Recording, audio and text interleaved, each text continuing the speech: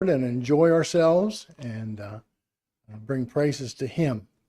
So before we begin, let's have another added word of prayer. Dear Heavenly Father, thank you, Lord, that we can be in your house today where it's warm and dry. Lord, we just ask you to speak through this speaker that we can enjoy your word, to learn, to add these things to our lives and use them in our lives.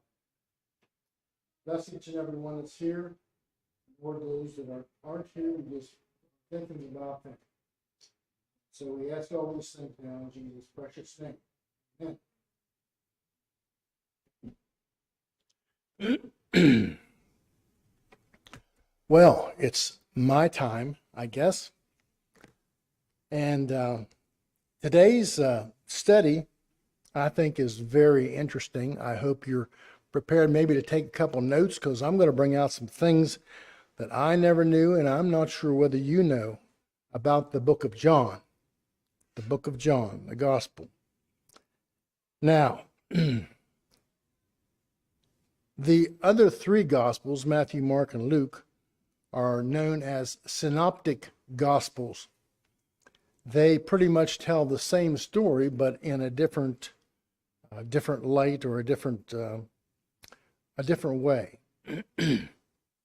John was the last of the four gospels written, about 85 AD. The other gospels were directly written when John decided to do one more. They were already written. 92% of John is only found in the book of John. We read his purpose statement here earlier in John 20, verses 30 and 31. And he tells us why he decided to write this gospel. And I quote, "These have been written so that you may believe that Jesus Christ is the Son of God." You may believe. You'll find believe in John 97 times. Jesus is trying to help people learn to make the longest and the most important journey of their life. 13 inches from up here to down here. 13 inches. Now, something else that is really important and exciting. John is written in two levels. The level that meets the eye when we first read it, and the level that you enter when you believe. He tells Nicodemus that you must be born again. Well, Nicodemus says, well, how can I be born again and enter into my mother's womb? And Jesus says, no, I'm not talking about that level. I'm talking about this other level. The Samaritan woman says, give me some of this water, but ask me for water because I have different water. This is Jesus saying this. Jesus says, ask me for a different water because I have water that you will not get thirsty from. She says, sir, the well is deep and you have no way to draw water. Jesus says, I'm not talking about that water. I'm talking about this water. The Gospel of John has two levels as he speaks, two levels. In chapter 9, if we turn to the book of John,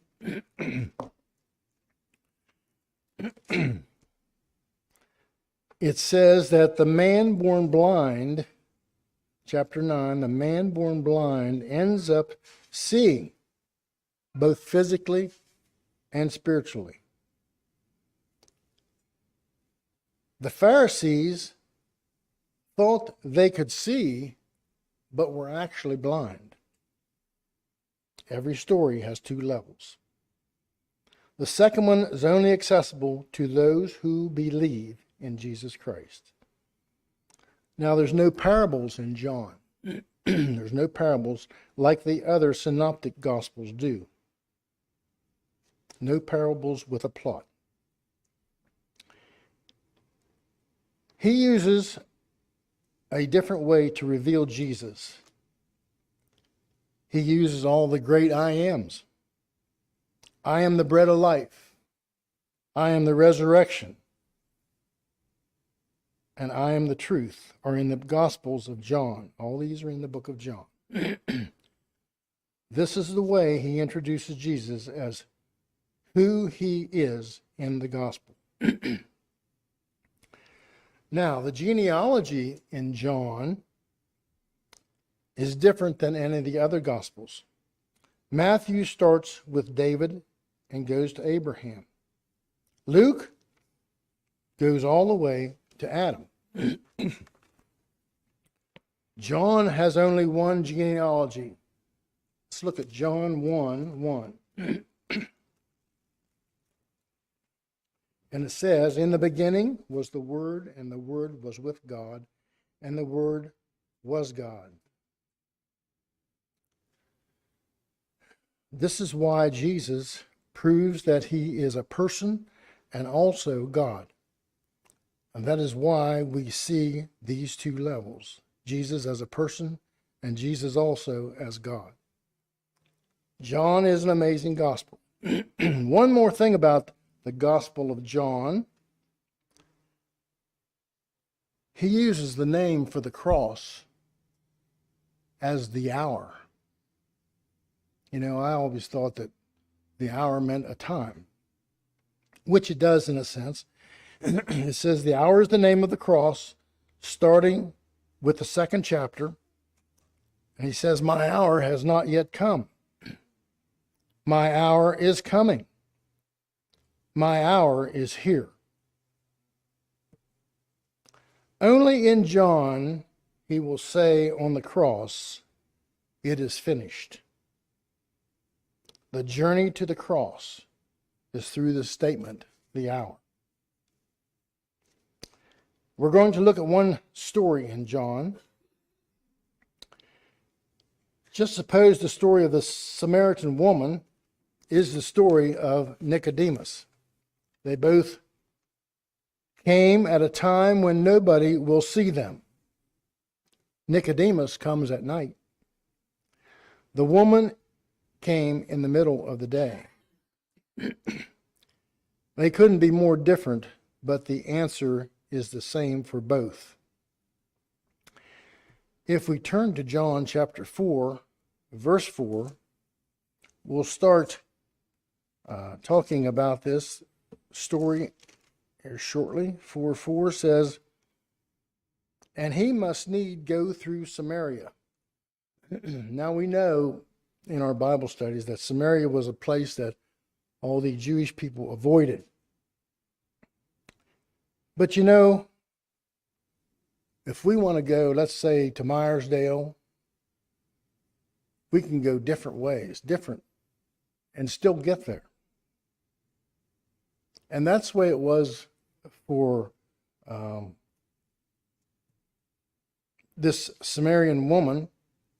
When you see he has to go through Samaria, it has nothing to do with geography. Even back then, there were different ways to get there.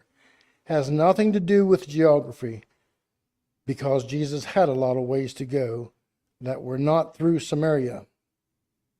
He had to go through Samaria because he had to find this woman. That was his purpose, his mission.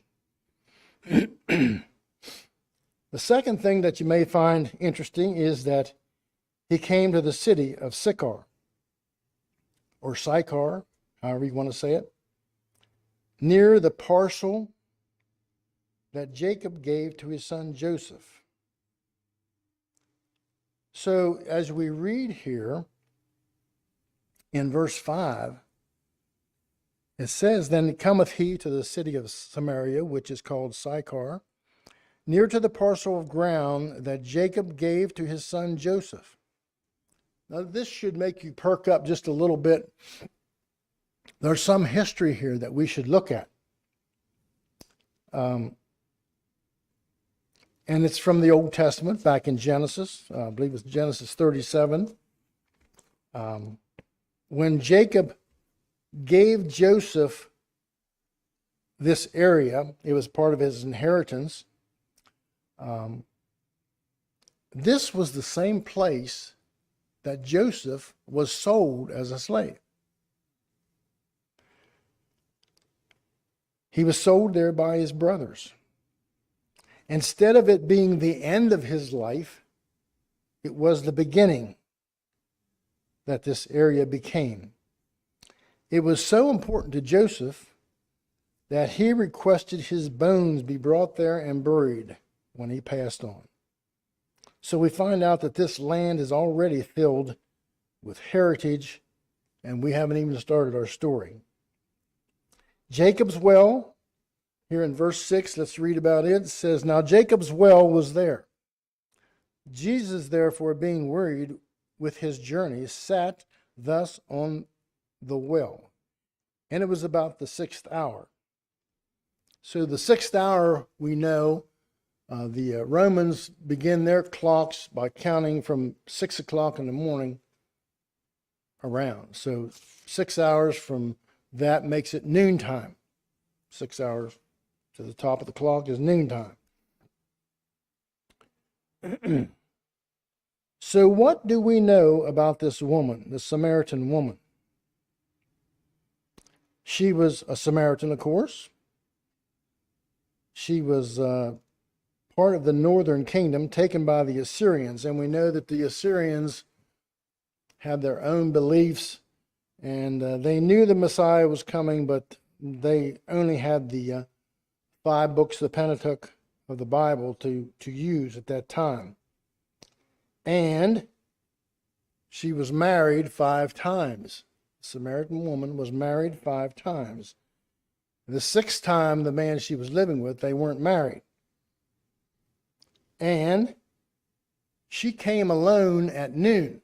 She came alone at noon. Now, all the other women of that day came in the morning early. They came with their friends, and it was pretty much a social event when they came for water. So we find here that she came by herself. She had no friends. She had no friends. She came alone. No other woman wants to be seen with her.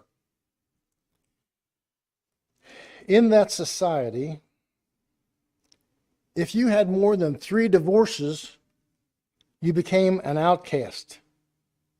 You could not enter the synagogue. No one could invite you to dinner. You could not be seen with any one reputable person after 3 divorces. She had 5. So in the 1st century, a woman could not initiate a divorce. It wasn't up to her. This woman was the most rejected woman in the Bible. Every man that knew her rejected her. She never knew a man that knew everything about her and still loved her. The 6th man would not give her any kinship that a woman in this area needed to take care of her. She was only kept for one thing, and that was to sleep with. Here in verse 7, it says that there cometh a woman of Samaria to draw water. Jesus saith unto her, Give me to drink. For the disciples were gone away unto the city to buy meat. So, there's several obstacles here that, as Jesus begins to talk with her, that he has to overcome. And she says here in verse 9, Thus saith the woman of Samaria unto him, How is it that you, being a Jew, that thou being a Jew, askest drink of me, which am a woman of Samaria? For the Jews have no dealings with the Samaritans. So the first thing that he has to overcome from her is that she's prejudiced. Don't you know that I am a Samaritan woman? She felt that she was less, not good enough. But Jesus is deaf to prejudice. So this first layer had to come off, the prejudice layer.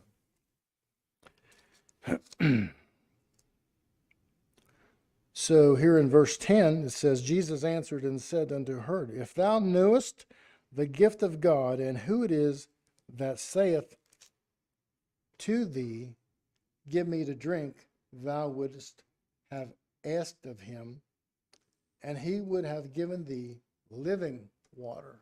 Living water. So the next thing, here in verse 11, I might as well go ahead and read it. The woman saith unto him, Sir, thou hast nothing to draw water with, and the well is deep. From whence then hast thou that living water? Religious superiority. Don't use your religion to smash other people by saying, I'm a Seventh-day Adventist. Are you important in the church? What is your last name? Are you greater than our father Jacob? But Jesus doesn't speak the superiority language either. And says there in verse 12, Art thou greater than our father Jacob, which gave us this well, and drank thereof himself, and his children, and his cattle? Now, Jesus could have given some different answers here. He could have said, You're asking me what? Am I greater? You know, he could have answered in that manner, but he didn't. He doesn't speak the superiority language. So as we go on down through here in verse 13, Jesus answered and said unto her, Whosoever drinketh of this water shall thirst again. It's the water from the well. But whosoever drinketh of the water that I shall give him shall never thirst. But the water that I shall give him shall be in him a well of water springing up into everlasting life. So if you drink his water, you won't be able to keep it inside you. You have to spread the message that he gives. So verse 15, it says, The woman saith unto him, Sir, give me this water, that I thirst not, neither come hither to draw. Jesus saith unto her, we're moving on to a different section now, a different idea. Jesus saith unto her, Go call thy husband, and come hither. The woman answered and said, I have no husband. And Jesus said unto her, Thou hast well said, I have no husband. For thou hast have had 5 husbands, and he whom that now hast is not thy husband. In that saidst you truly.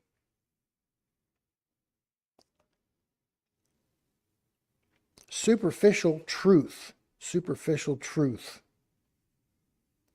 We ask different ones as we come in this morning, how are you doing? Happy Sabbath. We know how to smile. We know how to come to church, sometimes at 11:45, so no one asks us any questions about our personal life. We all have another biography that's not printed in the bulletin. We all have skeletons in our closet. It'd be wonderful someday if our churches, you could speak to the person that you come into and they ask you how you are, that you could actually tell them. The churches are supposed to be a hospital. And when someone asks you how you're doing, you can really tell them. So now she wants to change the subject. Well, first of all, she's astonished that Jesus knows this about her and her husband's. So she says, "Sir, I see that thou art a prophet." She could not believe Jesus knew that she had never met a man that knows everything about her and is still talking to her. Jesus was this man. She was the next obstacle. She uses the next obstacle now to change the subject and does not want to talk about herself anymore. It's called religiosity. Your whole religion is what you should do and should not do. You make a list for yourself and a list for others. You drive yourself crazy and everyone else. And there's no joy. There's no joy. No Jesus. And it is a religion that was not meant to be. Structures that were meant to help us have become restrictions. The principle here is to worship in spirit and truth. Some people worship with their hands up, some with their hands down. And you know, I thought about this when we start receiving people from other churches. What music do they like? Should they be restricted? I think God wants a joyful worship. He has angels singing around him all the time. The children, when we have Bible school, they have a wonderful time singing the songs and doing the gestures. I know that we had a good time this year with that, and each year the same way. About our young people, where are they? I think we've failed in that sense.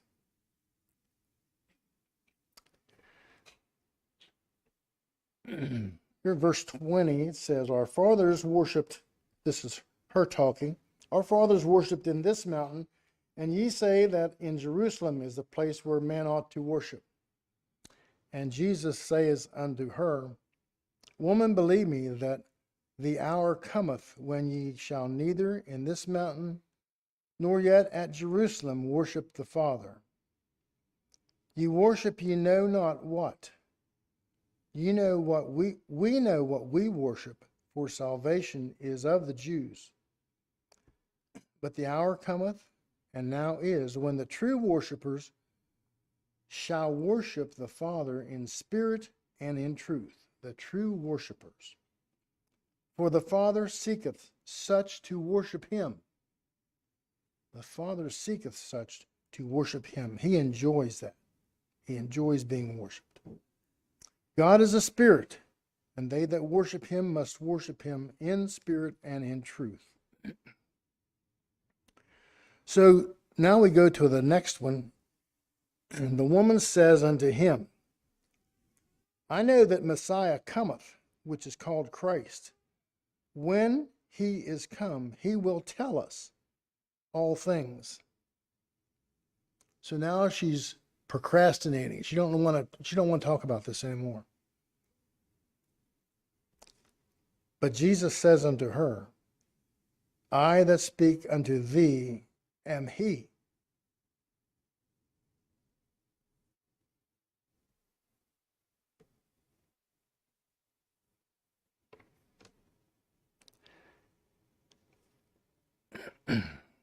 "I that speak unto thee am he." The woman then left. Something clicked. She knew she had received this water that Jesus was giving her, had offered her. She said, so she left. And she left her water pot. There it sat. This is what she had came for, was to get water. But she left her water pot at the foot of the cross and went on her way into the city and saith to the men. She says it to the men. Come see a man which told me all things that ever I did. Is not this the Christ? Then they went out in the city and came unto him.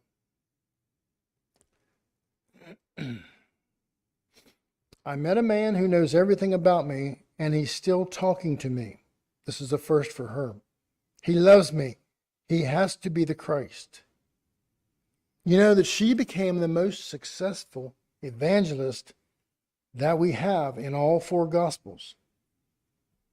You want to be an evangelist? You need to shed some barriers, such as prejudice, superiority, procrastination, superficial truth.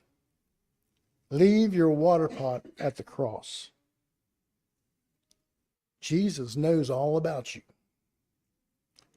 And he still wants you to come to him. She converted the whole city.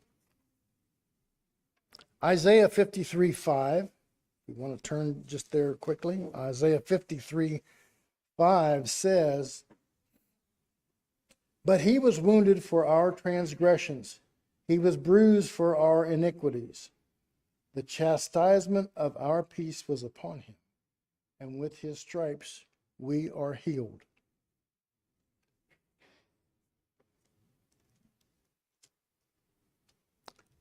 John loved Jesus. He says, I am the one Jesus loved. He did not want his name to detract from Jesus. Evangelism with living water. Revelation 22:17 says,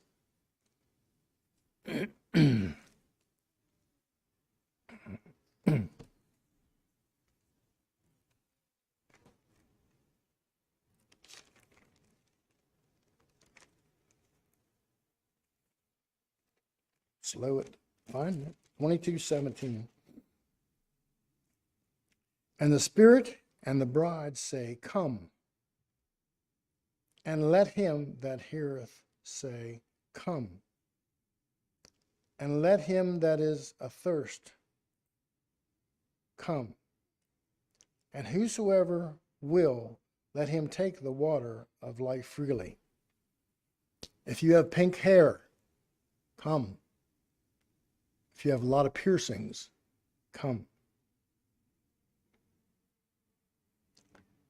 Jesus knows us, and he loves us, and he wants us to be with him. So leave your water pot at the foot of the cross and take on the living water. Our closing song today is number 251. 251.